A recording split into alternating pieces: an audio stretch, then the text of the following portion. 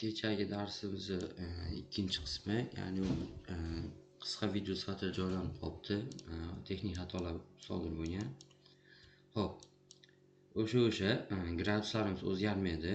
Ya'ni kunlik time frame'ni H4 da, H1 da, M15, M5 larda ishlatish uchun o'zini gradus raqamlari. Xo'p, buni qanday ishlatamiz? Bizga maksimum minimum kerak. Iloji boricha ideal maksimum minimum topsanglar o'zingizlarga ancha foydali bo'ladi. Hop, agressiv savdo bo'lmaydi. Unchalik tanlamaydi, maksimum minimum любой ishlab ketaveradi. Hop, mana buni olib ko'ramiz. Eng kattasi o'z aslida bunaqalar olish kerak emas, chunki ko'p kutib qolasizlar. Zonaga kelguncha ancha vaqt o'tib ketib qoladi. Hop, shuni olib ko'ramiz. Bizda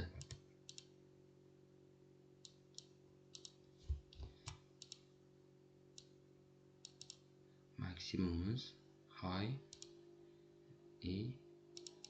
low'imizni belgilab olamiz. Kalkulyatorni ochib olamiz.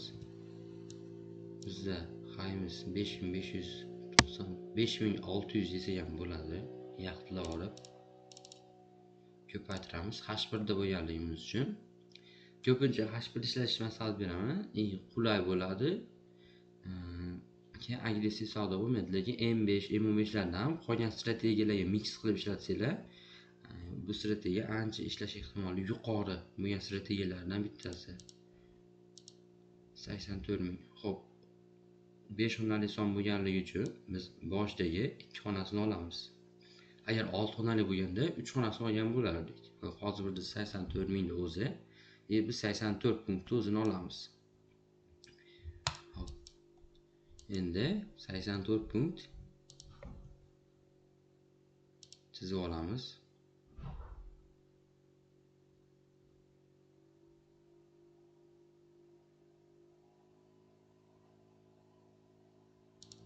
Hop.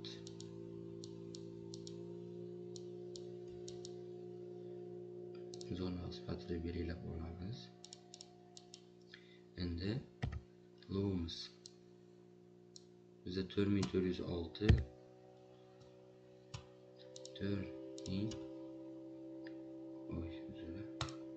4406 ko'paytiramiz M15 ga 66090. Bunda biz 66 ni o'zini olamiz.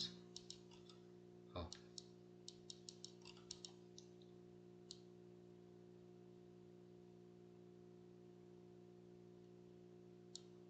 5596 deyarli 66. Hop, endi buni ham zona sifatida belgilab olamiz.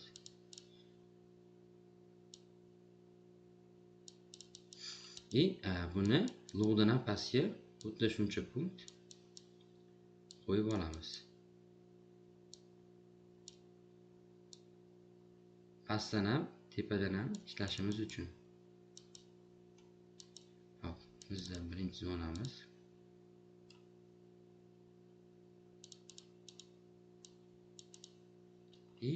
Ikkinchisi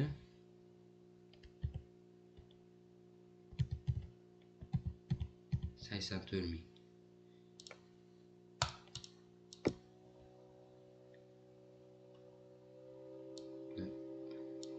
Tepadan tortamiz yana.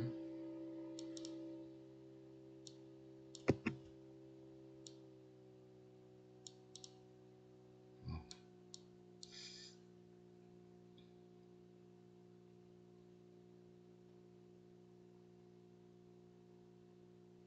85000 ham qilsak bo'ladi. 1-2 punkt razitsasiga bemalol qo'shinglar bo'ladi. Brokerskiy spread, ya'ni broker spreadni hisobga olsanglar, to'g'ri chiqadi baribir, chunki hamma brokerda har xil spread. Bizda hozirda ikkita zona shakllandi. Tepada 5600 bilan 4300 zonalarimiz bor, ya'ni kelganda minimal riskda scalping uchun bemalol ishlasak bo'ladi. Hop, tepamizda zonamiz hali kelmagan, haydagi pastki zonamizdan bir marta reaksiya olgan. Hop, ko'rib turibsizlar. Bu low'imiz, bu hozircha kerak emas. Hop, bu yerda birinchi zonamizdan reaksiya olgan necha punkt harakat qilgan, zonaga kirgan joydan hisoblagan taqdirimizda ham 121 punkt, ya'ni 1200 pips. Bu H1dagi holat. Bu strategiya uchun ideal, o'ta ham ideal. Ikkinchi kelganda ham zonaga kelib turib harakat bo'lgan retestidan. Bundan 44 punkt. Aslida bunda take profit garant take profit 30 punkt bo'ladi. Take profit 2 60 punkt. Shu tarzda davom etib ketaveradi bezubitga holatida. Uchinchisi zonani break qilib qo'ygan, buzgan. Ikkinchisi ham buzgan. Bizda bu boshqa strategiyaga ishonadigan bo'lsak, tayanadigan bo'lsak, kuchli zona hisoblanadi. Ya'ni ham o'zimizda matematik zonamiz bor, klassik zonamiz bor. Ikkitali FVga bu joydan bemalol qo'rqmasdan baydalifga qilsak bo'lardi. Ko'rib turibsizlar reaksiyasini. Ko'p holatlarda shpilkasi bilan nomiga slip qilib qo'yadi. Shu narsani ehtiyot bo'lamiz. Qachonki tanasi bilan xuddi shunaqa tarzda yopilsa, shundagina stop loss olgan bo'lamiz, savdodan chiqamiz.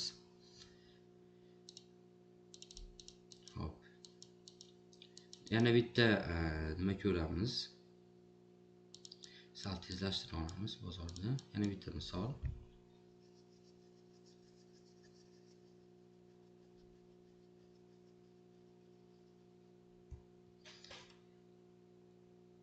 Bu holatda ham zonamizga yetib kelmagan.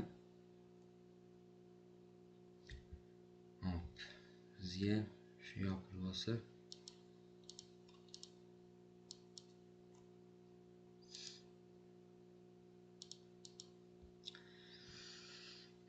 shuni o'zini ham olib qo'ysak bo'laveradi.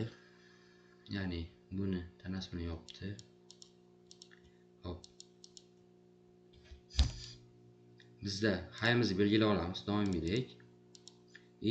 Low'imizni. Bizda 4800 high'imiz. 4800 ko'paytiramiz. 15 ga javob 72000. 5 xonali bo'lganligi uchun biz boshida ikkita raqamni olamiz doimiydek. 72 punkt. Tepadan ham pastdan, low'dan pastdan ham 72 punkt zona sifatida belgilab olamiz. Hop, keyingi hisoblangan raqamimiz bizda 4553. 4553 ko'paytira olamiz 15 ga. Javobimiz 68260. Bunda ham 68 raqamni olamiz.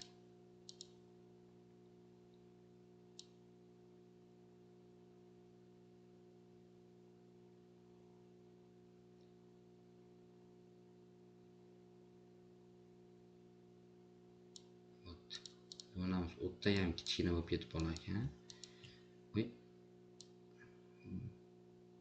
79 edi. 68 o'ziga ham zona qilib belgilab olamiz. Bu sal teparoq deydi. O'ta ham kichkina bo'ladi aytganni. Hop, endi xuddi shuni haydan ham tepaga qo'yib olamiz.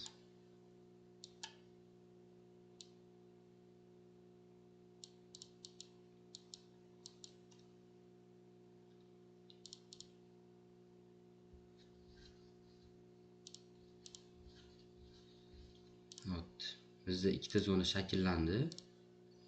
Endi qachonki zonalarimizga kelganda minimal riskda buy yoki sell zelgalarini bemalol olsak bo'ladi. Qolgan strategiyalarni ham mix qilib qo'shishgan holatda kirsanglar ancha o'zingizlarga foyda bo'ladi. Agressiv savdo bo'lmaydi, bemalol katta profitlarni olishinglar mumkin. Hop, hozircha bularni o'chirib turamiz. Bozorga yurgizamiz.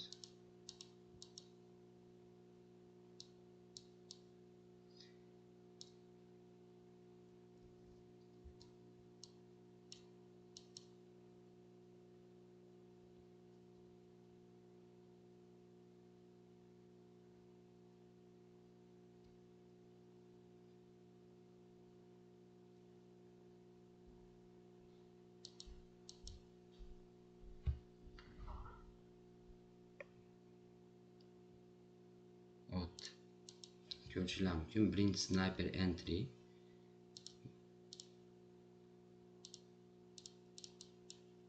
Sniper entry holatida biz zonani kelgan joydan hisoblagan taqdirimizda ham 62 punkt take profit 2 ni urib berdi. Hop, davom etamiz.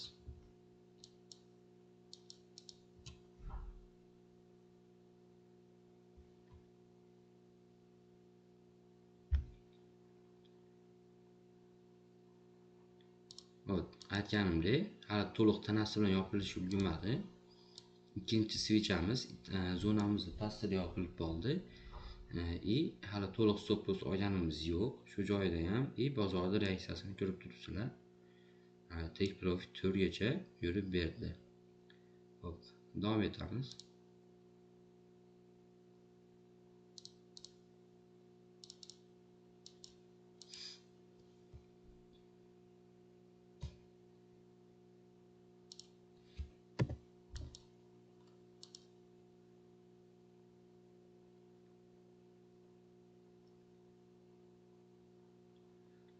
Buni har bir maksimum minimum ishlatib ketsanglar bo'ladi. Misol bu yerdan ham olsanglar bo'ladi. Bemalol ikkilanmasdan faqat minimal riskda savdoga kiriladi. Zonamizga kelmasdan ketib qoldi. Shunaqa paytda shashilib men bu yerlardan kirib olish tavsiya bermayman. Ko'p holatlarda baribir zonamizga kelaveradi. Shu joyda silib qilib qo'yishinglar mumkin. Shuning uchun iloji boricha kutishinglarni maslahat beraman.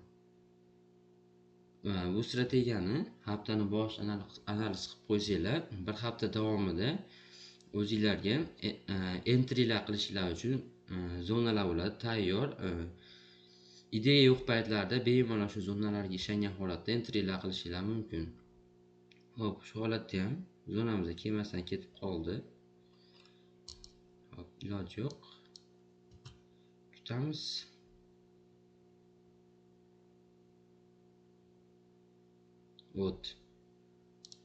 Saprdagi sariq oltin deganidek zonamizga yana sniper entry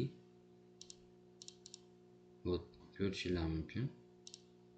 Naq bundan zonani o'zidan hisoblagan taqdirimizda ham 74 punkt take profit 2 ni urib bergan. Garant.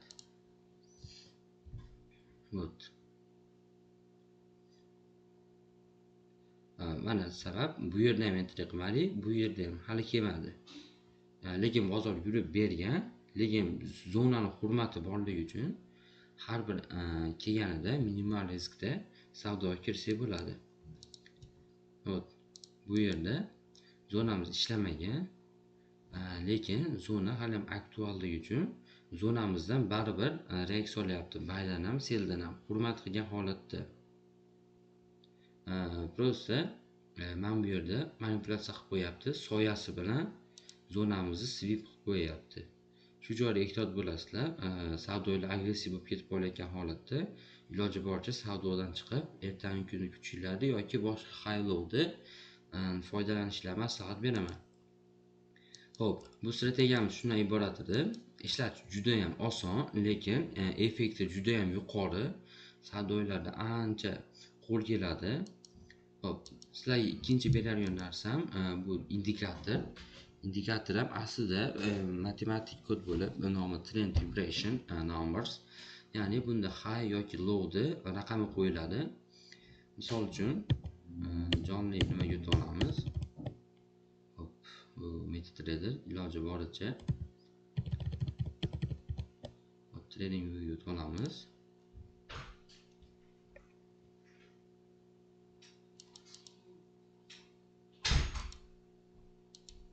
Bizda hozirda kuchli sel bo'lganligi uchun hop, eng oxirgi low'imiz bu low'da iloji boricha oxirgi asosiy low'larni belgilashga maslahat beraman. Nima uchun?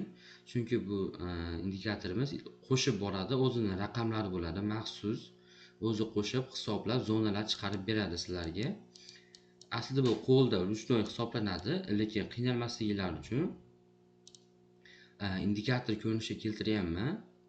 Xo'p, Buni olish uchun Telegram kanalimizga obuna bo'lib qo'yasizlar. Kechqurun, ya'ni soat 20:00 da indikatorlar, 3 ta indikator bor. To'liq hammasini Telegram guruhimizga tashlab qo'yaman. Mutlaqo.